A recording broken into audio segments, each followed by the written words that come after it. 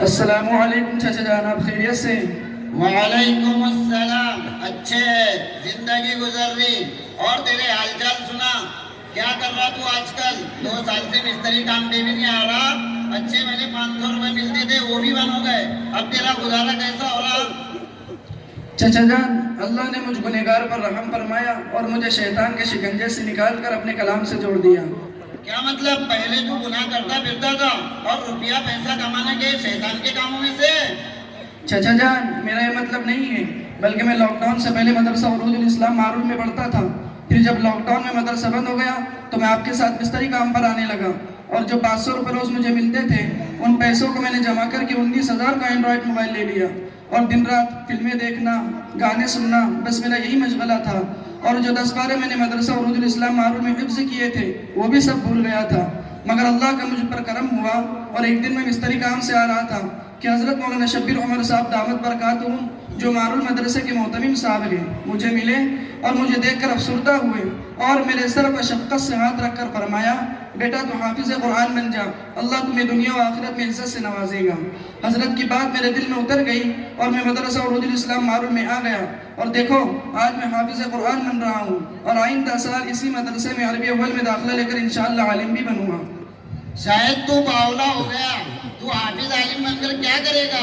اور تجھے تنخواہ کتنی ملے گی؟ 5 یا 10,000 روپے. اتنے میں تو تیرا گزر بسر بھی نہیں ہوگا. چچا جان، بات 5 یا 10,000 کی نہیں ہے، وہ تو اللہ حفاظ علماء کی تنخواہ میں بہت برکت دیتا ہے. آپ مجھے ہی دیکھ لیجئے، جب میں آپ کے ساتھ مستری کام پر آتا تھا تو میرے پھٹے پرانے کپڑے ہوتے تھے. اب مجھے دیکھیے بہترین سفید کپڑے اور اس کے اوپر صدری بھی پہنی ہوئی ہے. اورے یار، اب تو بہت ٹپ ٹاپ دکھ رہا. دیکھو چچا جان، میری جیب میں عطر بھی ہے، لیجئے عطر لگائیے.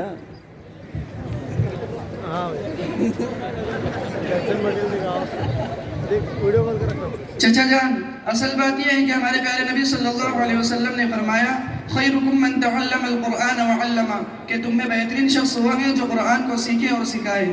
ایک اور حدیث میں ہے کہ حافظ قرآن قیامت کے دن 10 ایسے آدمی جن کے لیے جہنم واجب ہو چکی ہوں گی اپنے رب کی بارگاہ میں سفارش کرے گا. پروردگار عالم اس کی سفارش کو قبول کرے گا اور ان کو اس حافظ قرآن کی برکت سے نجات عطا ہوں گی. ایک اور حدیث میں ہے کہ رسول اللہ صلی اللہ علیہ وسلم نے ارشاد فرمایا، جو شخص قرآن پڑھے اور اس پر عمل کرے اس کے والدین کو قیامت کے دن ایک تاج پہنایا جائے گا جس کی روشنی سورج سے بھی زیادہ ہوگی. اگر وہ آفتاب تمہارے گھروں میں ہو تو تمہارا کیا خیال ہے اس کے بارے میں کہ جس نے اس پر عمل کیا؟ اللہ توبہ، اللہ توبہ. اللہ میں نے تو بہت بڑا گناہ کر لیا، اللہ میرے کو معاف کرے. اللہ توبہ، اللہ توبہ. چچا جان، کیا ہوا؟ آپ اللہ توبہ کیوں بول رہے ہو؟ بیٹا وہ دیکھ میرے 2 بچے جو مدرسے میں پڑھتے تھے، ایک کے 22 پارے حفظ ہو گئے تھے اور ایک عالم کلاس میں پڑھتا تھا. لیکن جب لاک ڈاؤن میں گھر آئے تو نکاح میں گھوم رہے تھے تو میں نے بھی ان کو مستری کام پہ لگا دیا. مدرسہ کھلنے کے بعد ان کے استاد کا فون بھی آیا تھا کہ ان کو مدرسے میں بھیجو، لیکن میں نے ان کو منع کر دیا اور کہا کہ تو مجھے کما کر دیتے ہیں. مگر آج تمہاری بات سن کر میرے دل میں بھی یہ تمنا پیدا ہوئی کہ مجھے اور میرے بچوں کو بھی وہ فضیلت نصیب ہو جو پیارے نبی صلی اللہ علیہ وسلم نے حافظ قرآن اور اس کے والدین کے بارے میں فرمائی ہے. اب تم چل کر میرے بچوں کو سمجھاؤ.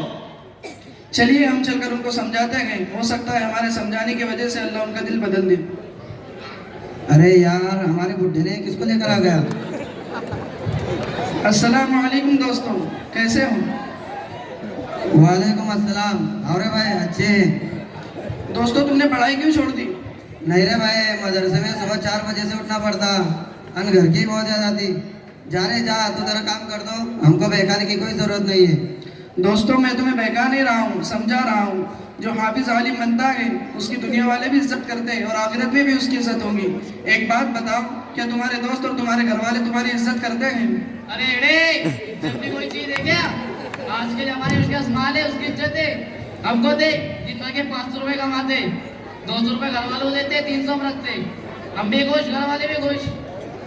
عزت کی بات کر رہا ہوں تو جب میرے پاس بھی بہت سارا مال آ جائے گا نا تو لوگ میرے کو بھی سیٹ بولیں گے. دوستوں ایسی بات نہیں ہے، بلکہ عزت میں فرق ہے.